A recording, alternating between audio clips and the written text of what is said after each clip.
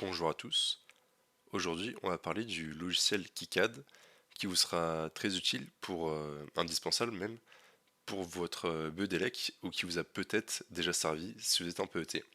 Évidemment, pour les PET, cette vidéo arrive un peu tard, je suis désolé. D'abord, KiCad, qu'est-ce que c'est?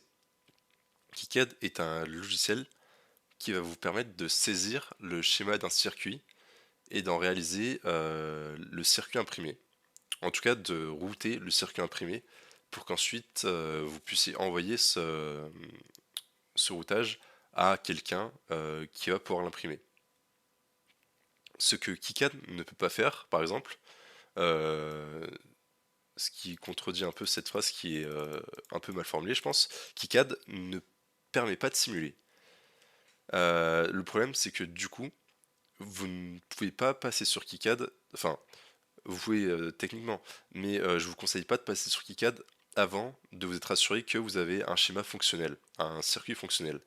Pour ça, soit vous avez pu vérifier que votre circuit marche à l'aide des plaques à trous en séance, si vous avez eu le temps, ou alors à l'aide d'une simulation. Et cette simulation va se faire via des logiciels comme LTSpace. Pour le coup, je vous conseille LTSpace parce que j'ai pu faire une vidéo dessus qui donc présente le logiciel et comment l'utiliser. Et LTSpace c'est gratuit et quand même facile d'utilisation, donc ça me paraît pertinent de l'utiliser. D'abord, on va commencer par les bases. Donc, comment installer LTSpace pardon, comment installer KiCad. Vous avez un petit lien vers le site ici. Donc, vous ouvrez ce lien, si ça veut bien charger. Et j'ai plus d'internet, apparemment. Ok, si c'est bon. Hop, le petit bruit des voisins que vous avez sûrement entendu, c'est pas très grave. Bref, une fois que vous avez cliqué sur le lien, vous vous retrouvez sur cette page. Là, vous cliquez sur Download. Vous choisissez votre OS. La plupart sont sous Windows. Et ensuite, vous avez plusieurs versions. Moi, j'ai pris celle du CERN. Elle marche. Si vous utilisez d'autres versions, il n'y a pas de problème. Mais bon, vous faites comme vous voulez. Bon, vous installez KiCad. Vous installez LTSpace aussi si vous ne l'avez pas encore fait. Ça peut vous être utile. Et ensuite, vous allez dans la partie documents. Et dans le dossier 00 KiCad, vous avez le template qui va être très important pour vos BE. Ce fichier est une archive, donc vous aurez besoin de logiciels comme WinRAR pour l'extraire. Une fois que vous l'avez téléchargé, que vous avez également téléchargé KiCad, euh, vous pouvez extraire cette archive là où vous en avez besoin. Oula, j'ai cliqué à côté. Moi je l'ai extrait là. Et donc une fois que ça c'est fait, vous allez lancer KiCad. Hop. Ensuite, vous allez cliquer sur ouvrir un projet existant. Alors, ce qui est là, vous l'aurez pas au début, c'est normal. Et pour ça, vous cliquez sur ouvrir un projet existant, qui est ce petit truc là. Attendez, je vais juste m'assurer que j'ai pas de problème avec le truc d'enregistrement. Ah, j'ai supprimé l'écran. Attendez, j'ai fait une petite bêtise. Voilà. Hop. Non. Hop. Voilà. Bon, pardon pour la petite bêtise. Voilà. Vous faites ouvrir un projet existant. Et là, vous allez là où vous avez extrait votre archive et vous cliquez donc sur BELEC projet type KiCad.pro. C'est important, ça vous permet d'avoir accès à tout ça. Donc là, vous avez quelques petits trucs, les librairies, tout ça. Honnêtement, faites bien ça parce que ça vous permet d'avoir accès aux librairies et aux templates directement, sans problème. Normalement. Apparemment, il y a quelques PET qui ont eu des problèmes là-dessus. Si vous avez des problèmes pour lancer ça, je vous conseille d'aller voir vos profs de BEDELEC. Et d'ailleurs, c'est pour ça que je vous conseille de le faire le plus vite possible, cette installation. Parce qu'au moins, si ça marche pas, vous pouvez aller voir les profs avant que vos BE commencent. Ou au moins avant que ce soit vraiment la veille du rendu KiCad. Et, et donc, c'est important de le faire le plus vite possible. Vous avez trois icônes et trois fichiers. Là, vous avez le .pcb, le point SCH et le point lib. Point lib correspond à la librairie, SCH correspond au schéma de votre circuit, et le PCB, enfin point KiCad-PCB, correspond à votre schéma physique, enfin à votre carte physique. D'abord, vous allez commencer sur le point SCH, donc sur le schéma, et vous pouvez voir que vous avez déjà un petit tas de composants prêts. On va revenir sur les composants juste après. Pour l'instant, on va parler vite fait de ça. Ça, c'est l'alimentation de votre PCB, donc c'est pour ça que le template a été fait. Comme c'est écrit, vous n'y touchez surtout pas, c'est très important. Et un petit commentaire, là vous avez ce qui s'appelle des power flags. Ces power flags servent à indiquer que c'est de là que va venir votre puissance. Donc que ce soit la masse ou la tension d'alimentation VCC. C'est ce qui va permettre de dire à KiCad, voilà, c'est de là qu'arrive mon alimentation. Pardon. Donc là en fait c'est ce qui va servir à mettre votre petite carte d'alimentation que vous avez peut-être déjà reçue, je sais pas quand commencent les BE, ou que vous allez recevoir plus tard. Donc bon, quand vous le recevrez, vous saurez de quoi je parle. C'est le petit truc avec des cavaliers dessus. Et donc voilà, ça en fait, ça va juste servir à poser la carte d'alimentation ici. Ensuite, là, vous avez plein de composants. Vous avez des résistances, des inductances, etc. Bon, tout ça, c'est un petit peu explicite, le microphone, etc. Ce sur quoi j'aimerais insister, par contre, c'est l'unité, enfin, c'est l'ampli-op. Comme vous le savez peut-être, les MCP 6002, c'est des amplis de 2 en 1. Donc en fait, dans un MCP 6002, vous avez 2 ampli-op. Ça correspond à l'unité A qui est présente ici. Donc là, si vous zoomez, vous pouvez voir qu'il y a U point d'interrogation A. Le point d'interrogation, c'est pour numéroter l'ampli-op quand vous en avez plusieurs. Ça, vous n'avez pas besoin de le changer. En fait, LTSpace le fera pour vous tout seul. KiCad, pardon, le fera pour vous tout seul. Je vais vous montrer comment plus tard. Et vous avez l'unité A et l'unité B qui correspondent à vos deux ampli-op, et l'unité C qui correspond à l'alimentation de vos ampli-op. Alors, le XP là, c'est juste parce que ce XP correspond au, au MCP 6002 traversant. Pour le schéma, je suis pas sûr que ça change grand chose, mais, mais voilà, si vous avez besoin d'en rajouter un autre, vous avez sur la barre de droite là un petit placé symbole. Vous cliquez dessus, ça fait un petit chargement à chaque fois que vous lancez KiCad. Vous tapez MCP 6002 et vous prenez l'UXP.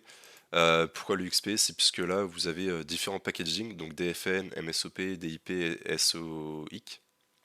SOIC pardon. 8 parce que ça, il y a 8 pattes. En fait, ces petits trucs là, ça correspond au packaging. Le packaging, vous avez des listes du packaging sur internet. Vous trouvez facilement sur Wikipédia.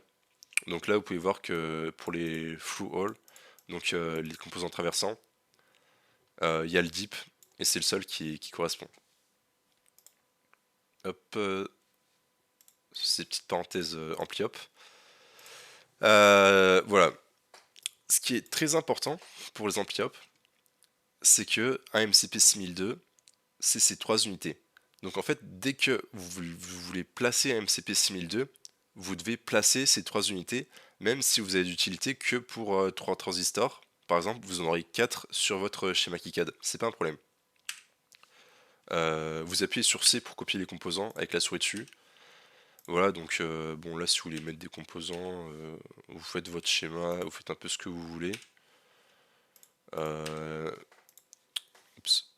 Mon schéma, ça va clairement être un peu n'importe quoi, hein. C'est juste une vidéo de prise en main du logiciel. Si vous voulez rajouter un MCP 6002, vous faites un copier-coller de ce que vous avez déjà, mais vous mettez bien l'unité A et l'unité B, comme je l'ai dit, et l'unité C. C'est pas séparable. Et par exemple, si vous avez besoin que l'unité A, et que l'unité B, vous la branchez à rien, c'est pas un problème. Sur la barre de droite, là, vous avez une petite croix, placez un marqueur de non-connexion. Donc c'est explicite, ça signifie que tous les endroits où il y aura votre petite croix, c'est un endroit qui n'est pas connecté. Pensez bien à le faire, parce que si c'est connecté à rien, dans le sens où il n'y a pas de croix, c'est juste laissé vide, comme vous pouvez le voir ici, avec le petit rond, KiCad va pas apprécier quand vous allez faire le test pour vérifier que tout est bien branché. Par contre, si vous mettez un marqueur de non-connexion, il va dire ok, il s'est fait exprès, il n'y a pas de problème. Même si c'est pas dit que ça marche physiquement. Mais pour lui, il n'y aura pas de problème. Donc, point important, je le répète encore une fois, AMCP 6002 égale unité A, unité B et unité C. Elles sont indissociables. Ce qui est intéressant, c'est qu'entre chaque étage, donc vous allez par exemple avoir un étage à ampli, un étage avec un gain, un étage passe-bande. Entre chaque étage, vous pouvez mettre ces petits jumpers là. Ces jumpers là représentent des points de test. Enfin, ils vont être en fait vos points de test qui vont permettre de débugger votre circuit s'il marche pas complètement et de dire ok, après cet étage là, mon circuit marche. Par exemple, là, je pique avec ma sonde sur ce jumper là et que ça marche. Enfin, j'ai le signal attendu. Je vais dire, ok, mon circuit jusqu'à l'unité, jusqu'à cet ampli up là, il marche. Par contre, vous mettez un jumper après et là, ça marche pas. Vous n'avez pas le signal attendu. Vous allez vous dire, j'ai un problème sur cet étage là. Bon, l'étage, normalement, vous avez plein de résistances, etc. Enfin, plein de résistances. Vous avez quelques résistances, peut-être des capacités, etc., des inductances. Voilà, c'est pas juste l'ampli. Mais en gros, c'est ce qui va vous permettre de savoir d'où vient le problème et de le régler plus facilement en fait. Parce que si vous savez d'où vient le problème, vous avez plus de chances de savoir ce qui peut le provoquer. Ou même si vous ne savez pas, vous dites au prof, voilà, j'ai un problème sur cet étage-là, je sais pas d'où il vient. Ça va grandement faciliter le débugage et surtout vous faire gagner beaucoup de temps. Là pour le coup, vous allez juste faire votre petit montage, vous faites ce que vous voulez, vous placez des microphones si vous voulez, enfin si vous voulez. Pour le coup, il faut un microphone. Vous reliez un peu tout. Pour le coup, je pense que je vais peut-être passer le moment où je relie les fils entre eux. Je vais peut-être couper ce moment, je suis pas sûr que ce soit passionnant. Je verrai. Et je sais pas, on peut mettre une petite diode. Le montage est clairement n'importe quoi, hein. Vous inquiétez pas, c'est normal. Et là, par exemple, je sais pas, vous voulez dire que là, ça va être votre sortie. Par exemple, si vous voulez mettre un connecteur en sortie, oula, j'ai une petite croix. Vous pouvez mettre un connecteur là, relier ça à ça. Je sais pas, mettre une petite masse ici en vrai, ou même ne rien mettre. Pour le coup, faites un peu ce que vous voulez. Là, le montage, enfin le schéma, c'est vraiment ce que vous avez normalement fait sur feuille ou sur AltSpice. Donc ça, normalement, c'est déjà fait, donc c'est pas un problème. Important, encore une fois, c'est important d'avoir validé le fonctionnement du montage avant. Euh, En vrai, je vais mettre des non-connexions un peu partout parce que j'ai la flemme de tout faire. Une fois que vous avez donc votre circuit qui marche, dont vous avez vérifié le fonctionnement, j'insiste beaucoup là-dessus, mais c'est important, vous allez annoter vos composants. Donc c'est ce petit truc-là, annotation des composants de la schématique, vous cliquez dessus. Il vous demande si vous voulez garder la notation ou la supprimer. Ça pour les coups, enfin je vous laisse juger, là il n'y en a pas donc ça change rien. Et vous avez utilisé la schématique entière ou utilisé la feuille active uniquement. Ça c'est parce que vous pouvez avoir plusieurs feuilles sur KiCad. Donc généralement si vous avez plusieurs couches, là vous en avez qu'une, donc normalement il n'y a pas de problème. Et vous avez un ordre, trier les composants par position X ou par position Y. Alors ça dépend dans quel sens vous faites votre schéma. Si vous le faites de gauche à droite, vous allez trier par position X. Par contre, si vous mettez vos ampli up dans ce sens-là et que votre entrée est en haut et qu'ensuite votre second ampli il va descendre, etc. jusqu'en bas. Vous allez faire tri par position Y. Bon, ça pour le coup, je pense que la plupart d'entre vous vont faire comme ça, donc vous triez par position X. Vous cliquez sur numérotation. Et là, il vous dit que c'est terminé. Donc là, vous voyez que j'ai encore mes amplis up duo qui sont embêtants. En vrai, on va supprimer tout ça. Une fois que votre schéma est fait, vous pouvez supprimer tout ce qui est en haut là. Par contre, vous supprimez surtout pas ça, hein, qu'on soit bien d'accord. Mais tous les composants inutiles qui sont en haut, vous pouvez les supprimer, il n'y a pas de problème. Des petits raccourcis, c'est la molette pour zoomer, contrôle molette pour se déplacer horizontalement, et shift molette pour se déplacer verticalement. Ça facilite un peu la prise en main du logiciel. Sans avoir à chaque fois à bouger ces trucs là, c'est pas très pratique, pas très agréable. Mais bref, bon là on va refaire une numérotation. On va supprimer celle qui existe déjà, parce que du coup c'était numéroté un peu n'importe comment. Là vous voyez que c'est l'unité 2B, et là l'unité 1A. Donc en fait ça va être deux MCP différents, et ça c'est pas un bon bail. Hop, vous renumérotez tout. Donc là vous avez l'unité 1A, unité 1B, et j'ai fait disparaître une unité en fait. Donc on va renuméroter encore une fois. Hop, voilà. Alors, 1A, 1B, 1C, 2A, 2C et 2B. Toujours important de vérifier que vous avez toutes. Ensuite, pour vérifier que votre schéma est bien branché, que vous n'avez rien oublié, vous appuyez sur la petite coccinelle en haut. Donc exécute le test de règle électrique, ça s'appelle la DRC, sur KiCad. Le RC, enfin je sais pas. Bref, c'est la petite coccinelle, vous cliquez dessus à chaque fois pour vérifier que votre truc soit bien branché. Et là, il me dit, la pin machin est pas connectée, la pin machin est pas connectée, donc j'ai des trucs qui sont pas branchés. Évidemment. Donc là, ce que vous allez faire, c'est que si vous cliquez dessus, en fait, il vous pointe qu'est-ce qui n'est pas branché. On va essayer de tout remettre vite fait. Hop, hop, hop. Et il y a des petites flèches sur ce qui n'était pas branché. Ah oui, j'ai complètement oublié de brancher les alimentations. Ouais, donc j'avais oublié ça. C'est pas très sérieux de ma part. Mais évidemment, sur les V-, vous mettez le GND, et sur le V+, vous mettez le VCC. Là, il y a tout qui est branché normalement. On refait la coccinelle.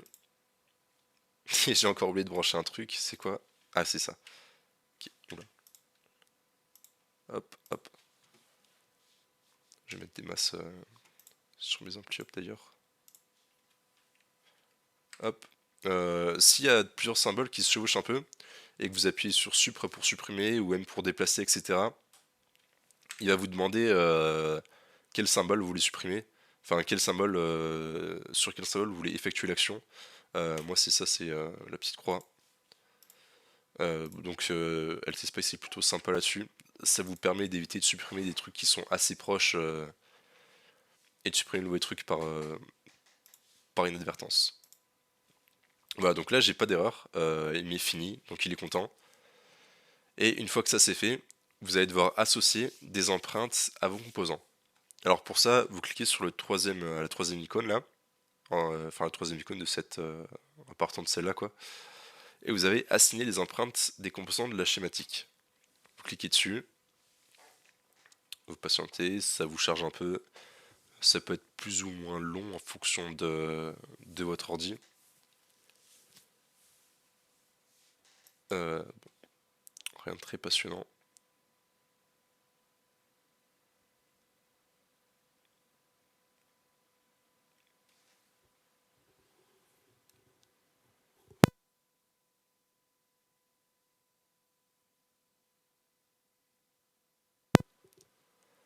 Ouais, c'est très très long. Évitez de cliquer ailleurs pendant que ça fait ça, parce que sinon ça risque de vous dire que ça répond pas et que ça crachait, etc. Bref. Là, vous avez tous vos composants. Ils sont ici, certains ont déjà des empreintes. C'est pour ça que c'est important de laisser Felma, de prendre le template de Felma, euh, puisque les trucs qui sont déjà mis ont déjà des empreintes associées. Ensuite, là, à gauche, vous avez une liste de librairies, donc une grande bibliothèque de plusieurs librairies. Vous cherchez celle qui sert pour Felma. Alors, j'ai complètement oublié de regarder comment elle s'appelait. Là, j'ai libfelma et libfelma CMS. Normalement, c'est ces deux-là. Enfin, ces deux-là. Normalement, c'est libBE Felma. Le CMS, ça servira pour le BE des PET au prochain semestre. Même si on va peut-être utiliser certains trucs du truc CMS pour les jumpers, mais on en parle plus tard. Bref, là vous avez vos LEDs, vous mettez celle qui correspond. Donc là, honnêtement, je sais pas si du 0,3, du 3 mm ou du 5. Faut demander au prof ou voir la datasheet des LED que vous avez. Faut sûrement lire la datasheet en vrai. Donc hop, vous cliquez, vous double-cliquez, le connecteur 1 par 2, on va mettre le même que ce qu'ils ont déjà mis. Donc c'est un 1 x 2 fois... Attends, non, pin socket. Ok. Alors, je vais passer les jumpers, je vais revenir juste après. Le microphone. Alors, le microphone, je sais absolument pas comment. Je sais pas c'est lequel en fait. C'est peut-être ça. Je vous avoue que j'ai pas trop regardé le BE, donc je sais pas c'est quoi le nom du microphone. Pour le coup, il y a que ça qui a un nom bizarre. Donc je pense que c'est ça. Bref, vous avez les condensateurs aussi, le condensateur polarisé, le non polarisé, des banana jack. Vous avez un peu tout ce qu'il vous faut normalement. Le seul truc qui manque, pour moi, c'est les jumpers en fait. Euh, pour le coup, les jumpers, moi j'avais mis ceux-là. Pardon. Hop, ceux-là. CMS Solder Jumper. En fait, c'est juste. Ça va être deux petites traces de cuivre séparées par du vide. Et en fait, pour les relier, vous allez juste mettre beaucoup d'étain dessus et souder ça. Et ça va vous faire un gros pâté d'étain qui va vous permettre en fait de poser la sonde dessus et de faire des mesures. Après, si vous voulez mettre des pins à la place de votre jumper, c'est potentiellement possible. Je crois qu'il y a des PET qui ont fait ça. Je vous avoue que moi je mets ça, je mets Solder Jumper et ça me va très bien. Après, encore une fois, si vous avez un doute, vous demandez au prof. J'ai pas, j'ai pas, j'aurai pas réponse à toutes vos questions, je pense. Bref, vos résistances et pour le MCP 6002, il est ici.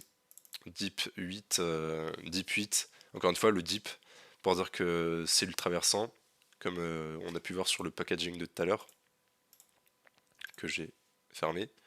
Hop, ce petit dip là. Et 8 pour les 8 potes. Bref, une fois que ça c'est fait, vous faites appliquer, sauver schématique et continuer. Hop. Vous retournez sur votre schéma. Et là, vous faites lancer PCB new. Euh, Comme vous pouvez le voir, la PCB, il y a déjà des trucs dessus. Alors c'est pour ça que c'est important de bien importer la librairie de Felma. Enfin, de bien importer le template de Felma. Parce que vous allez déjà avoir des trucs dessus. Vous pouvez regarder un peu ce qu'il y a déjà dessus en faisant affichage 3D visualisateur. C'est un peu plus parlant. Donc là au dos, vous avez des trucs. Comment on monte? Ah, c'est comme ça. Donc là, en fait, c'est des petites zones de texte sur lesquelles vous allez écrire en fait. Enfin, vous allez insérer une zone de texte. Là, elle est déjà insérée, donc vous allez juste la modifier. Mais vous allez mettre un A, PMP, le numéro de la série, je suppose. Nom, prénom, le nom du circuit, l'année, etc. Bref, c'est juste pour savoir à qui est la carte, de quelle année elle date et tout. Voilà. Vous oubliez pas de remplir ça, hein. C'est quand même important. Et même d'ailleurs, faites-le dès le début, hein. Très clairement, c'est un truc que vous pouvez remplir dès le début. Donc n'hésitez pas, dès que vous importez ce petit template, remplissez ça. Et là vous avez donc les cavaliers, un peu tout ça. Ça c'est sur, c'est là-dessus que vous allez mettre comment ça s'appelle? Euh, Votre carte d'alimentation. Alors je vous avoue que en fait j'ai un petit doute du coup sur l'empreinte que j'ai choisie pour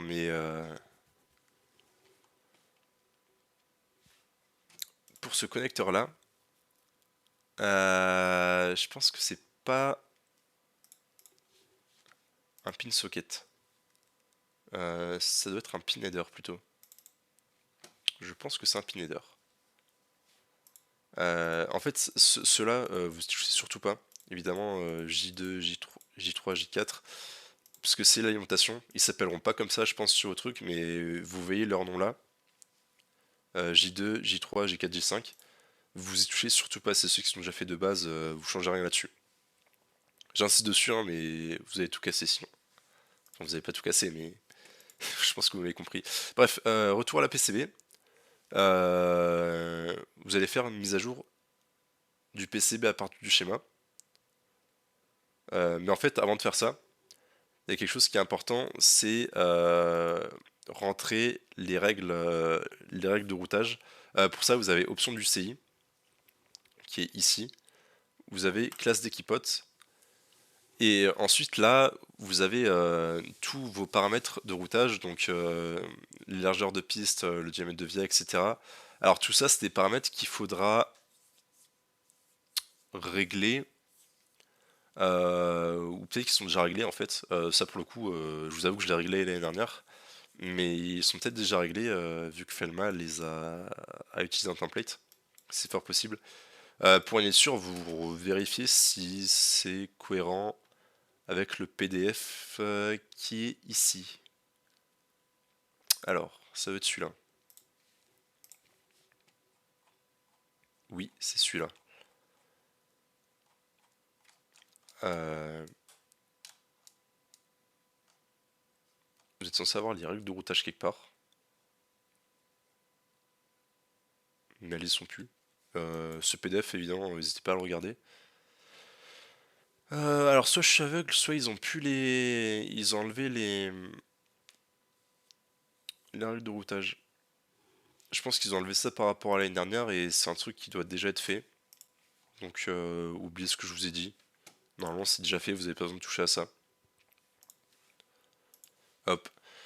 Et là, vous faites mise à jour du PCB à partir du schéma.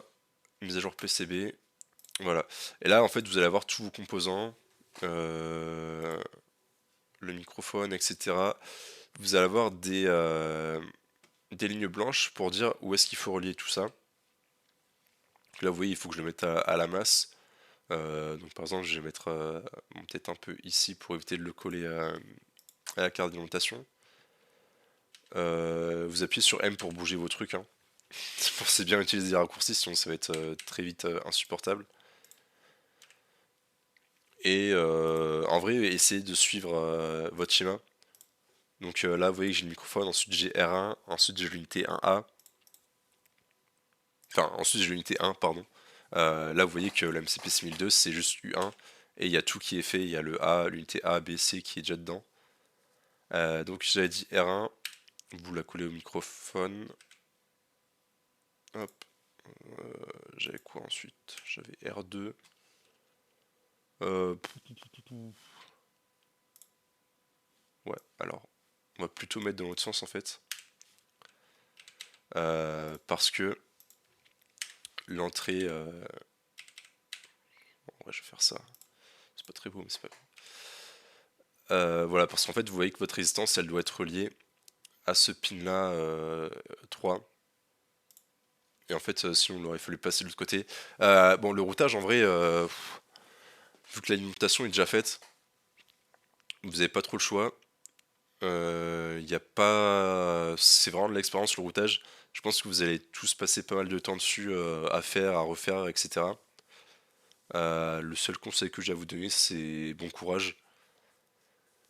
Parce que c'est un petit peu. Honnêtement, je trouve que c'est un petit peu dur au début quand on n'a pas l'habitude. mais ça devrait venir vite. Et en fait, le but, c'est juste que les fils blancs là se croisent le moins possible. Et ensuite, pour relier les différents composants, vous appuyez sur route piste là et vous les reliez. Oui, ce que j'ai oublié de préciser, c'est que vous avez deux faces sur votre PCB, la face arrière et la face avant. Alors, la face arrière, c'est ce que vous avez pu voir. Je vais vous l'afficher. D'ailleurs, vous voyez que là, j'ai mes composants qui s'affichent sur ma carte. C'est beau. Ça, c'est la face arrière. Vous voyez que j'ai les pins qui dépassent. Et vous voyez que c'est en vert. En fait, la face arrière, c'est les traits verts. C'est un peu tout ce qui est vert. Et enfin, normalement, vous n'avez pas routé sur la face arrière. Après, oui, non. Après, encore une fois, demande à vos profs, puisque ça change d'année en année. Mais de base, vous avez routé sur la face avant. Donc, c'est le rouge là. Là, vous voyez que si j'appuie sur BCU ou sur FCU avec la flèche à côté, ça change sur quelle face je route. Vous, a priori, vous allez router surtout sur la face avant. Donc normalement, la plupart de vos traits doivent être rouges. Et bref, quand vous cliquez sur un port, ça affiche sur quel port il doit être relié. Là, vous voyez que j'ai une masse en fait. Donc il n'est pas forcément relié obligatoirement à celui-là. Mais je peux le relier à celui-là. Ça revient au même. Et bref. Euh, pff, Honnêtement, vous allez relier un peu tout. Un peu tout. À savoir que vous pouvez faire passer vos fils en dessous de vos résistances. Comme ça. Éviter les angles droits comme je viens de faire, c'est très nul. C'était juste pour l'exemple de faire passer sous la résistance. Mais vous pouvez faire passer vos fils sous la résistance et au milieu des ampli-op comme ça là. Vous pouvez faire un fil comme ça. Ça y a pas de problème. Ça marche. Poupoulou, poupou. Est-ce que on voit les jumpers ou pas? Ouais, voilà. Nickel. Alors ça, c'est les jumpers. Hop, c'est inversé. Vraiment, en fait, c'est ça. Ça ressemble vraiment à ça. Pour le coup, c'est vous avez du cuivre là, et du vide entre. Et pour le coup, vous allez doser d'étain pour recouvrir pour recouvrir tout entièrement, pour que ces deux parties soient reliées. Et c'est tout. Le but, c'est en fait vraiment de faire un pont entre les deux parties avec de l'étain. Et ça forme un gros pâté d'étain sur lequel vous allez pouvoir mesurer vos différents signaux.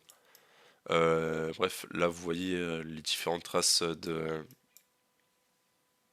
mes différentes pistes. Là par exemple, ce qui est pas très bien, ce qui est un peu douteux, c'est que j'ai vraiment collé mon microphone à ma résistance. Et le microphone, pour le coup, c'est un composant qui est assez gros. Donc faites attention. Évitez de coller des composants comme ça à côté. Et peut-être éloignez-les à peine. Regardez un peu à quoi ça ressemble. Parce que ça, c'est juste vraiment l'épine. Et peut-être que votre microphone, il a une base circulaire qui est un peu plus large, donc qui risque un peu de taper la patte. Ça, c'est vraiment, surtout avec les microphones, ce genre de trucs. Les résistances, il n'y a pas de problème, vous pouvez les coller de manière raisonnable. Les coller pas trop non plus, parce que sinon ça risque d'être un peu la galère à souder. Et vous risquez de souder les deux ensemble. Mais voilà. Un peu tout ce que j'allais dire. Une fois que vous avez routé, vous appuyez sur la coccinelle encore et toujours. Euh, Vous exécutez la DRC. Ah, il vous dit que les zones ne sont pas remplies. Alors ça c'est normal, c'est puisque il faut faire un plan de masse. Ça en vrai je vous renvoie au PDF. Normalement c'est expliqué. Euh, Non, c'est pas expliqué. Ouais, ils ont pas expliqué le plan de masse. Ah. Alors, le plan de masse. Je vais l'expliquer du coup. Euh, c'est juste en gros. Putain, c'est juste en gros, c'est pas très français. Mais le plan de masse, c'est pour économiser du cuivre en fait. Parce que sinon, en fait, il va remplir tout ça de cuivre, c'est pas très beau. Enfin, je sais pas exactement, mais c'est important de faire le plan de masse. Je sais plus exactement pourquoi, mais c'est pour économiser et ça coûte moins cher quand vous faites le plan de masse. Ça économise. Je sais plus ce que c'est économiser exactement. Bref, c'est pas très grave. Vous faites votre plan de masse et je vais vous montrer comment on le fait. Euh, Là, vous avez addition de zone remplie. Alors, vous cliquez dessus. Vous faites le tour de votre.